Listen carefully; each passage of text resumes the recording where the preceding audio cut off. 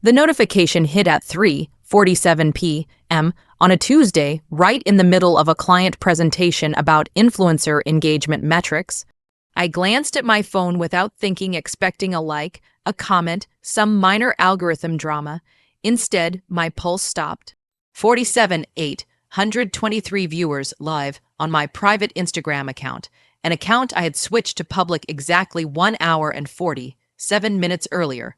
And on the screen, framed perfectly by the cameras I had installed weeks ago, was my husband, Trevor Hollister, walking through our front door with his 26-year-old executive assistant, Brooke Ashton. Her hand was already on his chest, familiar, possessive, comfortable. Most wives would have called him. Most wives would have screamed. Most wives would have driven home shaking, mascara running, heartbreaking. I didn't do any of that, because I'm Savannah Reed Hollister, and I had been planning this moment for 6 weeks. The cameras, the livestream schedule, the contingency plans, the audience of 850 zero followers I had built over 7 relentless years in social media marketing. This wasn't an accident, this was a launch. The comments were already rolling in shock, confusion, disbelief, scrolling so fast they blurred into motion. Tags, shares, screenshots, 47,000 strangers watching my husband dismantle his own life in high definition. And then I saw a name in the viewer list that made my heart sing. Marcus Caldwell, First Atlantic. Trevor's boss, the CFO of First Atlantic Financial Group. The man who held my husband's entire career in his manicured hands. He was watching, they were all watching, and Trevor had absolutely no idea. Let me rewind. I'm 38 years old, Senior Director of Social Media Marketing at Apex Consumer Brands, a Fortune 500 company with a $4.2 million annual budget under my control and a team of 23 people who trust me to turn obscurity into dominance. On the side, I run an Instagram account with 853 followers who tune in for marketing insights, lifestyle content, and what looked like a very polished marriage. My husband, Trevor James Hollister, is 41, Senior Vice President of Regional Banking at First Atlantic. Corner office, custom suits, Mercedes S-Class, golf every Saturday with men who think power is permanent. We'd been married 12 years. We lived in a 4-bedroom colonial in Buckhead, Atlanta, the kind of neighborhood where lawns are perfect, kids go to private school, and wives pretend not to notice when their husbands come home smelling like someone else. I noticed for 6 months before I did anything about it. Late nights that didn't match expense reports. Client dinners that never appeared on statements. Gym trips that produced no sweat, no soreness, no results. A phone that suddenly lived face down on silent, guarded like a state secret. Weekend wellness retreats that somehow always overlapped with my work travel. I didn't confront him. I didn't cry. I gathered data. Trevor and I met in 2012 at a marketing conference in San Francisco. I was presenting a case study that had already gotten me promoted twice. He was representing a regional bank I'd never heard of. He told me I was the most interesting person in the room. I was 26. I believed him. We did long distance for 8 months. He flew in every weekend, remembered everything. My coffee order, my mom's birthday, my childhood dog. When he proposed in March 2014, overlooking the Savannah River, I said yes without hesitation. The wedding was beautiful. 200 guests. My mother cried. His mother looked at me like a stock she wasn't sure about, but was willing to hold. For 5 years, we were happy, or close enough that I thought we were. Then careers took over, then exhaustion. Then silence. By year 8, kids became a conversation we postponed. By year 10, they disappeared altogether. By year 12, we barely talked about anything real. For a while, I blamed myself. Maybe I worked too much. Maybe I treated the marriage like a task list. Maybe I missed the signs. Then I found the receipts. And I realized the marriage wasn't failing because of neglect. It was failing because my husband was spending over $140,000 on a woman named Brooke Ashton. My mother, Dorothy Reed, died 4 years earlier from pancreatic cancer, 63 years old, diagnosis to hospice in 11 weeks. Trevor was present in the way men like him are presently, logistically correct, emotionally absent. 3 days after my mother died, I found him in the home office at 2:00 a.m. He said he couldn't sleep, said he was checking emails. He closed the laptop too fast. The next morning, searching for the charge for funeral flowers, I found a $347 dinner at the Capitol Grill. Dinner for two, on the day my mother died. I didn't confront him. I couldn't. Grief swallowed everything. But the seed was planted. Years later, when I found Brooke's messages, I pulled that old statement from the files and understood the truth. Brooke wasn't the first. She was just the current one. My mother left me $127,000, her entire life savings. She left me a letter too. Savannah, this money isn't about the past, it's about your future. Use it to live the life you actually want. Don't make my mistake. I deposited that money into an account Trevor didn't know existed. At the time, I called it an emergency fund. I didn't know the emergency would arrive wearing extensions, carrying a Birkin bag, and answering to the title executive assistant. By March of last year, the red flags weren't subtle anymore. The gym, the phone, the fake business trips. Then came March 14th, 11:47 a.m. I was home with a migraine, desperate for a tax document from his office. One drawer was locked. It had never been locked before. The key was in his sock drawer, inside a second phone. No passcode, 847 text messages, photographs, hotel bookings, Venmo payments labeled rent and dinner. I love you. When are you leaving her? 14 months. An apartment in Midtown, $3,200 a month. And a promise to divorce me once his bonus hit. And one message that changed everything: don't worry about the past. Those other women meant nothing. Plural. I didn't cry, I didn't scream. I felt clarity, and clarity is dangerous. The first thing I did after finding the second phone was sit perfectly still. Not because I was in shock is loud, but because my brain had gone eerily quiet. The migraine vanished. My hands stopped shaking. Something inside me clicked into place, the same mental state I get when a crisis hits at work and everyone else panics. This wasn't heartbreak. This was strategy. I finished reading every message, every photo, every forwarded hotel confirmation, and can't wait to see you text. When I was done, I placed the phone back in the drawer, locked it, returned the key to his sock drawer, and washed my hands.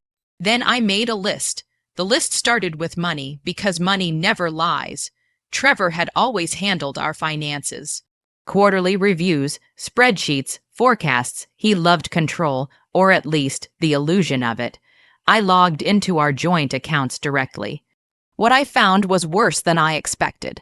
There were charges that had never made it to the statements he showed me. Pending, transactions that stayed pending just long enough to disappear from view. Transactions moved to secondary cards I rarely checked. I found $2,847 at Tiffany & Co.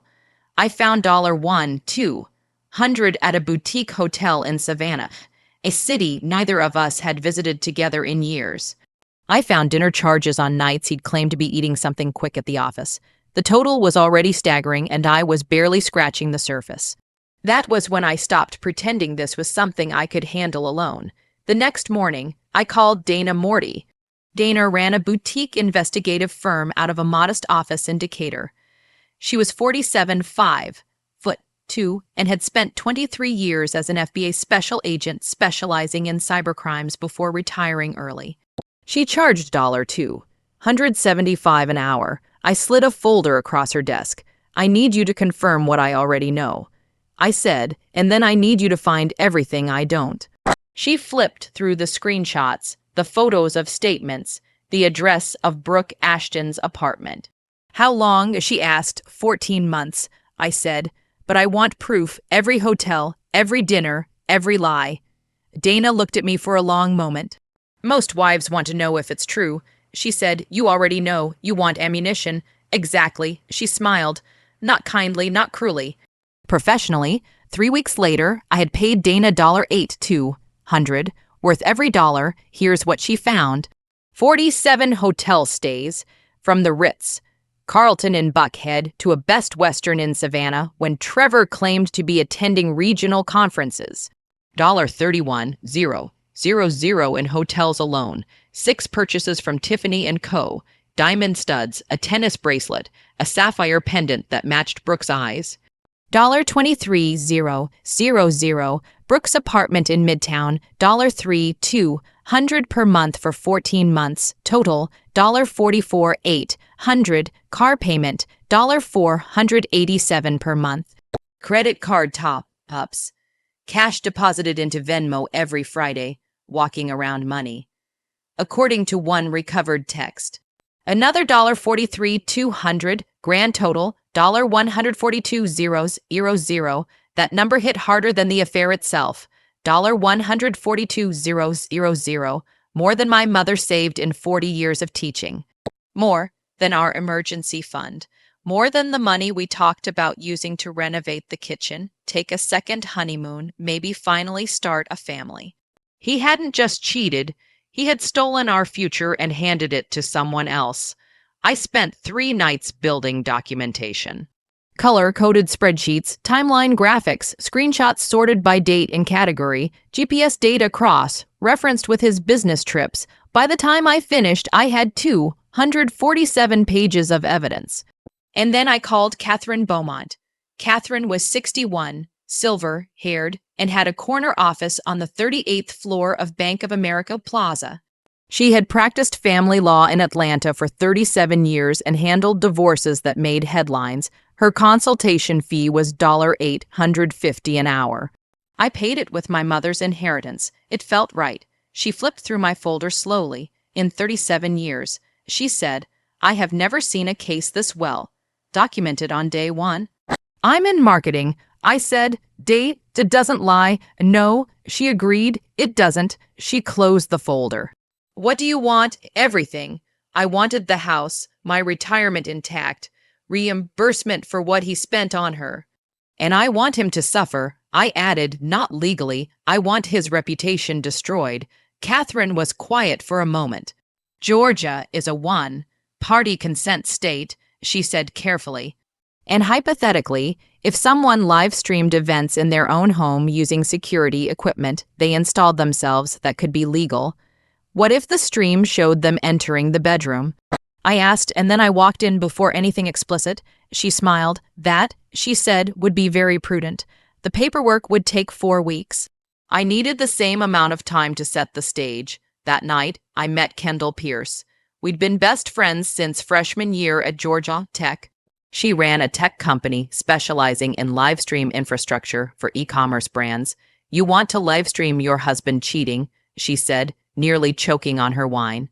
I want to give my followers the content they deserve. She stared at me, then laughed. The deep kind, the kind reserved for people who know you completely.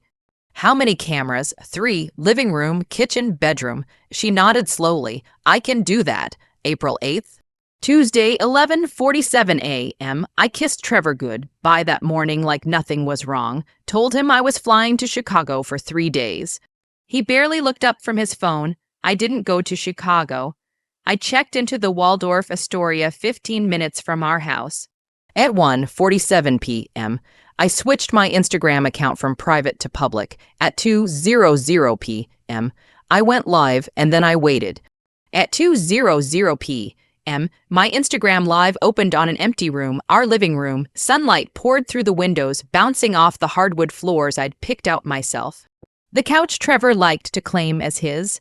The coffee table where we'd signed holiday cards together for 12 years. Nothing moved, nothing happened, and that was the point. A few people joined immediately, confused, curious. By 2:15, there were 3,000 viewers. By 2:38, the comments started rolling. Is this a mistake? Did Savannah accidentally go live? Is this some kind of art project? I said nothing. Kendall sat beside me in the hotel room, laptop open, monitoring the feed. Her phone buzzed. They just left his office parking garage, she said, 7 minutes ago. Traffic on Peachtree Road is always bad at that hour. At 2:45, the viewer count jumped to 19,000. My hands were steady. My breathing was slow. I'd handled product launches with less preparation and more chaos than this. At 2:47, Trevor's black Mercedes pulled into our driveway. The comments exploded. Wait, is that her husband? Oh my God, no way this is real. At 2:48, he walked through the front door with Brooke Ashton. She was laughing, her head tilted back like she belonged there. She wore a sundress I recognized from her Instagram. $890 reformation. Trevor's hand rested low on her waist, familiar and proprietary. In my house, the comments blurred into a wall of motion. By 3:00, there were 35,000 people watching. Trevor gave her a tour like a proud host. The kitchen where I made his coffee every morning. The office where I found his second phone. The hallway lined with photos of a marriage he'd already abandoned. When they reached the bedroom, the camera angle switched. The bedroom camera was positioned to show the door, not the bed. This was deliberate. They stepped inside. The door closed, and that was enough. I let the stream run for 18 minutes. 42,000 strangers watched my marriage end in real time. Then I stood up. It's time, I said. I took my phone, still live streaming, and left the hotel room. The Uber driver made small talk. I nodded, eyes fixed on the screen. The viewer count climbed with every mile. 47,823. I pulled into my driveway. Walked inside quietly, slipped off my heels, climbed the stairs in stocking feet, and opened the bedroom door. "Hi, honey," I said pleasantly. They froze. "Say hi to your boss." I continued, holding up my phone. "Mr. Caldwell is watching."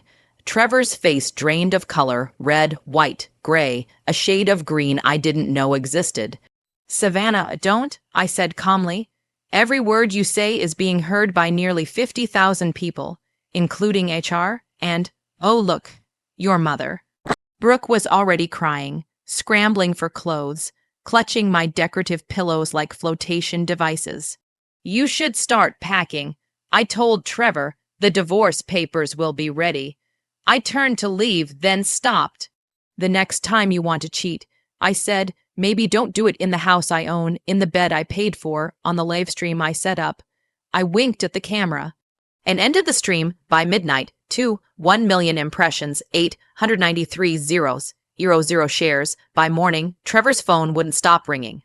HR, legal, his mother. Within 72 hours, everything collapsed. Administrative leave, termination for fraud, not the affair. An internal audit uncovering $31,000 in false expense reports. A referral to the state attorney general. Brooke was fired quietly. Trevor was blacklisted loudly. He tried to sue me. Every claim was dismissed. Truth is a powerful defense. 7 months later, the divorce was finalized. I kept the house, my retirement. $4,200 a month in alimony and $142 0 in reimbursed assets. He left with debt and a studio apartment. 3 years later, I ran into Trevor at Whole Foods. He looked smaller. Was it worth it? He asked. I smiled every single view and walked away. People think the hardest part is the confrontation. It isn't. The hardest part is what comes after, when the adrenaline drains, the noise fades, and you're left alone with the consequences, good and bad, of choosing fire instead of silence. The first night after the live stream, I didn't sleep. Not because I was panicking, because my phone wouldn't stop vibrating. Messages from women I didn't know, emails from journalists, texts from friends who had already picked a side. Mine, by hour 4, Trevor's mother called, not to apologize, to scream. She told me I'd humiliated the family, that I was cruel, that decent women didn't behave this way. I listened quietly. Then I said, "Linda, your son humiliated himself. I just made sure people saw it." And I hung up. That was the last time we spoke. By hour 7, First Atlantic Financial Group issued an internal memo placing Trevor on administrative leave for conduct unbecoming of a senior executive. Someone leaked it. It was trending on LinkedIn by midnight. By hour 12, Trevor showed up at the Waldorf Astoria looking for me. Security escorted him out when he started yelling in the lobby. Someone filmed it. That video got 340 0 views. By hour 24, Brooke Ashton was terminated quietly. HR cited an inappropriate relationship with a supervisor. She cleaned out her desk in silence while 37 coworkers pretended not to stare. By hour 48, Trevor was fired. Not for the affair, for fraud. Dana's documentation triggered a full audit. Corporate card misuse, fake client dinners. Romantic trips expensed as business travel, $31,000 in fraudulent expenses. That's not a moral failing. That's a crime. The local news picked it up next. They blurred the footage but told the story in detail. The contrast was brutal. Trevor looked disheveled, blurry-eyed, like a man who'd lost control of the narrative. I looked composed, polished, pulled from a professional headshot my company used on press releases. The legal analyst ended the segment with this: "I've never seen someone enter a divorce with this much leverage. It's either brilliance or madness, possibly both. I'll take both." The divorce moved quickly. Georgia is an equitable distribution state, not an equal one. And when you combine an affair, dissipation of marital assets, and documented fraud, equity tilts sharply. Catherine pushed for 65/35 in my favor. I got the house outright. My retirement stayed intact. Trevor was ordered to reimburse the $142,000 he spent on Brooke. Alimony $4,200 a month for 5 years. Trevor moved into a studio apartment in Marietta with a view of a parking lot. Even his mother wouldn't let him move home. Apparently, even Linda had limits. Socially, he disappeared. Friends vanished, colleagues avoided eye contact, golf buddies stopped calling. Even his own brother, best man at our wedding, called me to apologize. Brooke moved on fast, she always had. Last I heard, she was dating a real estate developer in Charlotte with a boat. Trevor tried to sue me. Intentional infliction of emotional distress, invasion of privacy, defamation. Every claim dismissed. The judge laughed at the defamation one. Truth doesn't defame. The first thing I did after the divorce was finalized was fly to Savannah. I scattered my mother's ashes in the garden she'd tended for 40 years. I told her everything about the affair, the livestream, the settlement. I told her I used her money to destroy the man who betrayed me. I like to think she would have approved. The second thing I did was start therapy. Dr. Aaron Goldstein helped me understand something critical. The failure wasn't intelligence. It was imagination. I couldn't imagine someone I loved being capable of that level of deception. That blindness wasn't my fault. The third thing I did was adopt a rescue dog. A chocolate lab named Maple, found wandering a highway. Winston adored her instantly. They sleep together now on the couch Trevor used to claim, in the same living room where 47,000 people watched him lose everything. The fourth thing I did, I quit my job not because I had to, because I wanted to. My Instagram following exploded from 853,000 to 4 million in a month. Brands reached out. Speaking requests poured in. PR firms asked me to consult on crisis management. So I started my own company, Read Strategies, Crisis Communications, Reputation Control, tagline, control your narrative because someone will. It took off. My first client was a woman like me, my second a Fortune 500 company, my third Catherine Beaumont herself. I make more now than I ever did before, and I work from home, my home. Fame doesn't arrive with fireworks. It seeps in, quietly, persistently, like water finding cracks. 3 months after Read Strategies launched, my calendar was booked solid. Panels, podcasts, keynotes, women's leadership conferences where the audience leaned forward when I spoke, eyes bright, notebooks open. They didn't ask about Trevor, not really. They asked how I knew, how I planned, how I stayed calm when everything was collapsing. And I told them the truth. I stopped hoping things would fix themselves. I said, I started preparing for the version of reality I didn't want to believe. That line got quoted more than anything else. The messages came every night, women in bad marriages. Men trapped in quiet betrayals, people who knew something was wrong but couldn't prove it. One email stopped me cold. Hi, Savannah. You don't know me, but I'm Trevor's new neighbor. I didn't open it for a full hour. Curiosity always costs something. He lived 3 doors down from her in Marietta. Thin walls, cheap carpet, shared parking. She said he drank now. That he talked to himself on the balcony, that he replayed the livestream. My livestream. On his phone at night, volume low, like a punishment ritual. She wrote, sometimes he cries, sometimes he laughs, mostly he just watches. I deleted the email. Some closures aren't meant to be witnessed. The irony, Trevor became careful. He stopped using social media, stopped going out, stopped trusting people. The man who once moved through life, convinced rules didn't apply to him, now flinched at doorbells. I wasn't angry anymore. I was done. 6 months later, a letter arrived, handwritten, no return address. I knew his handwriting better than my own. Savannah, I think about that day every hour. I didn't know you were capable of that. I didn't know you were capable of anything without me. I folded the letter carefully and set it on fire in the sink. The same week, I was invited to keynote the National Women in Leadership Summit. The organizer asked if I'd be willing to share the story. I said yes, but not the version they wanted. On stage, under white lights, in front of 2-0 people, I didn't say his name once. I talked about money literacy, about documentation, about trusting patterns over promises. I talked about how silence protects the wrong people. When I finished, the applause wasn't loud. It was long. That's when I knew. The story wasn't mine anymore. After the keynote, a young woman approached me backstage, early 20s, nervous hands, sharp eyes. My boss is doing something illegal, she said. Everyone knows, no one talks. I gave her Dana's number.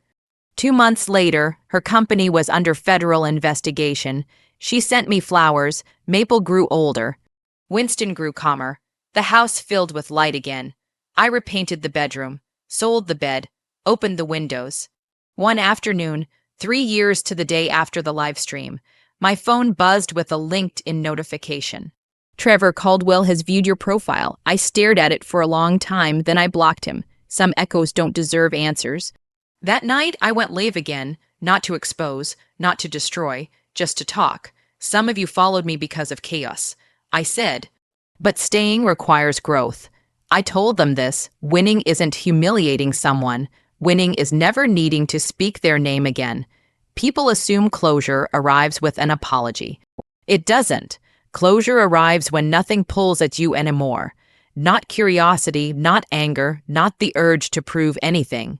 It arrives when silence feels earned. 4 years after the live stream, Reed Strategies occupied 2 floors of a glass building downtown.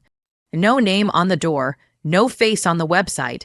Clients didn't come to me because of what I did to my husband. They came because I taught them how not to need revenge, how to build exits, how to document truth, how to leave without begging to be believed. That was the real legacy. One afternoon, Catherine Beaumont called. I'm retiring, she said. I'm handing off my last case. I thought of you. It involved a man very much like Trevor. Different city, same arrogance, same certainty that his wife was too soft to fight back. I reviewed the evidence. Built the strategy, never met the husband. Some battles don't require proximity. The wife won everything. She sent me a note later. I didn't scream. I didn't cry. I walked away clean. That's when I smiled. I never heard from Trevor again. No emails, no letters, no accidental run-ins. People who asked about him stopped asking. Not because I shut them down, because he stopped mattering. On a quiet Sunday morning, I found something unexpected while cleaning a drawer. Our old wedding album. I sat on the floor and flipped through it slowly. He looked happy. I looked hopeful. Neither of us looked dishonest. I closed the album, didn't burn it, didn't destroy it. I put it back. Some memories don't need punishment. They just need distance. That evening, I cooked dinner with the windows open. Maple slept by the door. Winston did his homework at the table. Music played softly, nothing dramatic.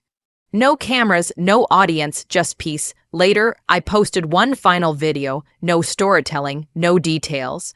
Just this: if you're waiting for them to feel sorry, you're still letting them lead. Build a life so full their absence feels irrelevant. Then I logged out. The internet moved on, as it always does, but I didn't disappear. I just stopped performing my pain. Time has a way of stripping stories down to their truth, not the spectacle, not the drama, just what remains when nobody is watching anymore. 5 years after the live stream, I no longer introduced myself as the woman who exposed her husband.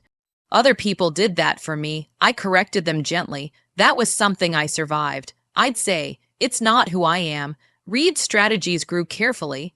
I never wanted it loud. We turned down clients who wanted revenge instead of resolution.